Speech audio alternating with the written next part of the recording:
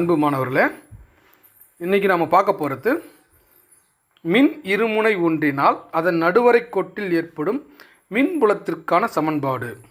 அதாவது electric field due to an electric dipole at point on the equatorial line.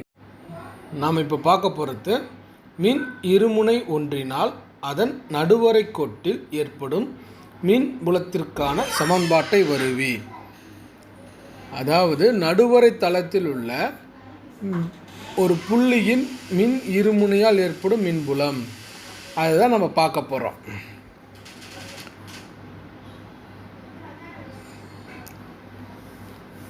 ஒரு ஏங்கிற இடத்துல ஒரு புள்ளியில் -q அப்படின்னு ஒன்று இருக்குது, பிங்கிற ஒரு புள்ளியில் +q அப்படிங்கிறது ஒன்று இருக்குது, மின்னோட்டம் இருக்குது.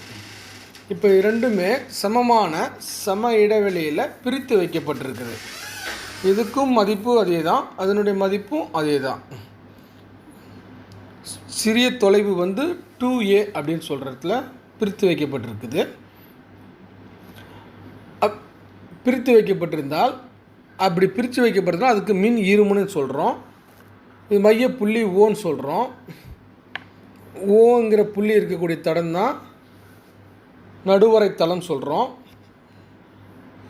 நடுவரை தளத்தில் ஆறுங்கிற தொலைவில் சி அப்படிங்கிற சொல்லக்கூடிய மின்புலம் ஒன்று வச்சுருக்கோம். +q மற்றும் -q அப்படிங்கிற ஒரு மின்புலம் ரெண்டும் சேர்ந்து சிங்கிற ஒரு புள்ளியில் நம்ம வைக்கப்பட்டிருக்கு. இப்போ +qங்கிற மின்னோட்டமானது ஏற்படுத்தக்கூடிய மின்புலத்தினுடைய திசை எப்படி இருக்குன்னா பியிலிருந்து சிக்கு, சியை நோக்கி இருக்கும். பியிலிருந்து சியை நோக்கி இருக்கும். அதே சமயத்தில் ஏவில் இருக்கக்கூடிய -q ஆனது சியிலிருந்து A1 நோக்கி இருக்கும். சிங்கிற புள்ளியில் ரெண்டு விதமான மின்புலம் இருக்கும். +qனுடைய மின்புலமும் இருக்கும், -qனுடைய மின்புலமும் இருக்கும். இந்த -q அப்படிங்கிற மின்னோட்டமானது ஏற்படுத்தக்கூடிய மின்புலமானது E அப்படின்னு சொல்லக்கூடிய இடத்துல இருக்குது. இந்த இடத்துல E- கூடியது E டோட்டல்னு சொல்கிறது. இதுதான் தொகுபயன் மின்புலம் அப்படின்னு சொல்கிறோம். E+E- தொகுபயன். இந்த இரண்டு மின்னோட்டங்களும் ஏற்படுத்தக்கூடிய மின்புலத்தை எப்படி இருக்குது அப்படின்றது தான் நம்ம கண்டுபிடிக்க போகிறோம். இந்த +qங்கிற மின்னோட்டமும் ஏற்படுத்தக்கூடிய மின்னோட்டமும் -qங்கிற ஏற்படுத்தக்கூடிய மின்புலமுடைய மின்னோட்டமும் நம்ம ரெண்டாக பிரிக்கிறோம். செங்குத்து கூறாக பிரிக்கிறோம்.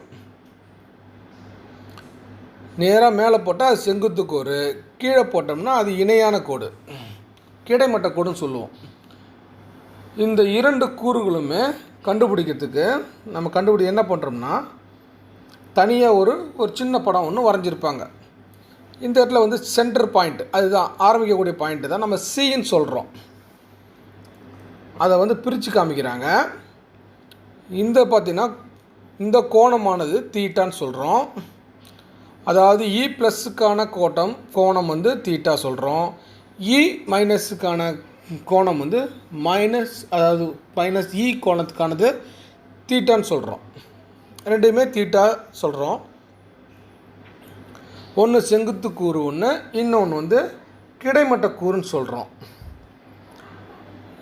E + sin θ வெக்டார், அதான் E வெக்டார் + sin θ சொல்கிறோம். அதுக்கு ஆப்போசிட்டில் இருக்கிறது E- வெக்டார் sin θ அப்படின்னு சொல்கிறோம். +qங்கிற மின்னோட்டமும் -qன்ற மின்னோட்டமும் மதிப்புல சமமாக இருக்குது. இது உருவாக்கக்கூடிய மின்புலம்ங்கிறது E + sin θ அப்படிங்கிற மேல் நோக்கிய செங்குத்து கோடை தான் நாம் என்ன சொல்கிறோம், கீழ் நோக்கிய செங்குத்து கோடு ஏற்படுத்தக்கூடிய ஒன்று எதிர் திசையில் இருக்கிறதுனால சமன் செஞ்சிகிட்டு இருக்குது. கிடைமட்டமாக இருக்கக்கூடிய இந்த இ plus cos theta E minus cos theta இந்த ரெண்டு கூறுகளுமே ஒரே திசையில் இருக்குது. இப்போ ஒரே திசையில் இருக்கிறதுனால ஒன்றோட ஒன்று மேல் பொருந்தி கிடைக்கப்பெறும். இப்போ இதை தான் நாம் கண்டுபிடிக்க போகிறோம். இ plus cos theta E minus cos theta இதை தான் நம்ம கண்டுபிடிக்க போகிறோம். இதனுடைய டோட்டல் என்ன அப்படின்னு கண்டுபிடிக்க போகிறோம். இந்த இணைக்கூறுகளுடைய கூடுதல் என்ன அப்படின்றத கண்டுபிடிக்க போகிறோம். E total vector equal to minus modulus of E plus vector cos theta P cap minus modulus E vector minus vector cos theta P cap. ஏன் அங்கே மைனஸ் போட்டிருக்கோம் அப்படின்னா திருப்பு விசை எதிர் விசையினால் போட்டிருக்கோம். நம்ம இங்கே எண் மதிப்பு அப்போது ரெண்டு மின்புலங்களுடைய மதிப்புகளும் சமமாக இருக்கும். ஆகையினால மின்புலத்திற்கான ஃபார்முலா 1/4πε0 அப்படின்னு சொல்கிறோம். நம்ம இந்த ரெண்டு புள்ளிகளுக்கு இடையே உள்ள தொலைவு அதுதான் நம்ம போட்டுருக்கோம்.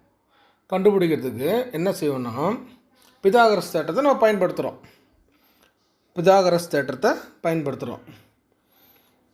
இரண்டு பக்கங்களின் இருமடிகளின் கூடுதல் அதுதான் நம்ம சொல்கிறோம்.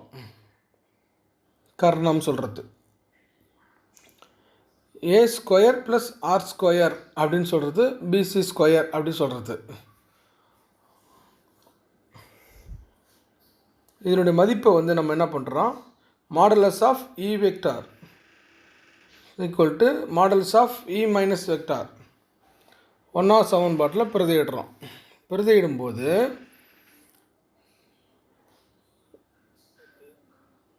Minus 1/4πε0 q by R square plus A square cos theta அப்படியே இருக்கும், பி கேப் இருக்கும். அதே போல் இந்த பக்கம் minus 1/4πε0 q cos theta R square plus A square P cap சொல்கிறோம். கோணம் ஓபிசியில் காஸ் தீட்டா கண்டுபிடிச்சுன்னா அடுத்துள்ள பக்கம் பை கர்ணம். அடுத்துள்ள பக்கம்ங்கிறது ஏ, கர்ணம்ங்கிறது பிசி. பிசி வேணும்னா பிசி ஸ்கொயர்னா கண்டுபிடிச்சது என்னென்னா PC square. PC square equal to R square plus A square. இப்போ நமக்கு தேவை PC equal to root of R square plus A square அப்படின்னு வரும். இதை கொண்டு போய் தான் நம்ம இங்கே பிரதியிடுறோம். கர்ணம் மதிப்பில் பிரதியிடுறோம். அப்போ A by root of R square plus A square. அப்போ இந்த ரூட்டை கேன்சல் பண்ணிட்டா A by R square plus A square whole power 1/2 அப்படின்னு போட்டுக்கணும். திரும்ப அந்த காஸ் தீட்டாவுடைய மதிப்பை நாம் என்ன பண்ணுறோம், அப்ளை பண்ணுறோம், பிரதியிட்டோம்னா minus 1/4πε0 2qa divided by R square plus A square A R square plus A square whole power 1/2 P cap அப்படின்றது. அதுக்கப்புறம் that is equal to minus 1/4πε0 2qa divided by R square plus A square whole power 3/2 P cap அப்படின்னு எழுதுகிறோம். திருப்புத்திறனுடைய formula 2 QAP அதை வச்சு நம்ம பிரதியிடுறோம். இதில் P vector equal to 2QA P cap என பிரதியிடணும். இதை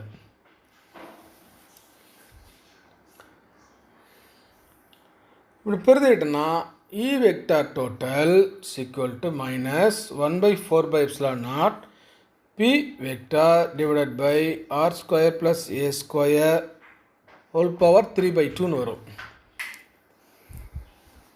டயக்ராம் படி பார்த்தா ஏவோட மதிப்பு சிறிதாக இருக்கிறதுனால ஆரோட ஒப்பிட்டு ஏ மதிப்பு வந்து சிறிதாக இருக்குது. அப்போ என்னுடைய மதிப்பு வந்து எப்படி இருக்குன்னா, ஏவோட மதிப்பு ரொம்ப சின்னதாக இருக்கிறதுனால அதை புறக்கணிச்சிடுறோம். அதுக்கப்புறம் என்ன இருக்குன்னா E total vector equal to minus 1/4/ε0 P vector divided by R square 3/2ன்னு வரும். இப்போ உள்ளே இருக்க 2வும் வெளியே இருக்கிற 2வும் கேன்சல் ஆகிடுது. R பவர் 3 மட்டும்தான் இருக்குது. அப்போ E vector total equal to minus 1/4/ε0 P vector divided by R cube அப்படின்னு கிடைக்குது. இப்போ ஃபார்முலா உனக்கு தெரியும். இப்போ கடைசியாக நம்ம டெரைவ் பண்ணிக்கிறது வந்து என்னென்னா, E வெக்டார் டோட்டல் ஆனது E வெக்டார் ப்ளஸ் அப்படின்னு தான் வரும். அப்போ E vector total equal to minus 1/4/ε0 P vector by R cube வரும். அப்போ E டோட்டல் வெக்டார் ஆனது E வெக்டார் ப்ளஸ்ஸின் எதிர் திசையில் தான் இது வந்து அமையும். இது வரைக்கும் நம்ம பார்த்தது மின் இருமுனை ஒன்றினால் அதன் நடுவரை கோட்டில் ஏற்படும் மின் புலத்திற்கான சமன்பாட்டை நாம் பார்த்தோம். புரிஞ்சிருக்குன்னு நினைக்கிறேன். கவனமாக பார்த்து படிக்கணும்.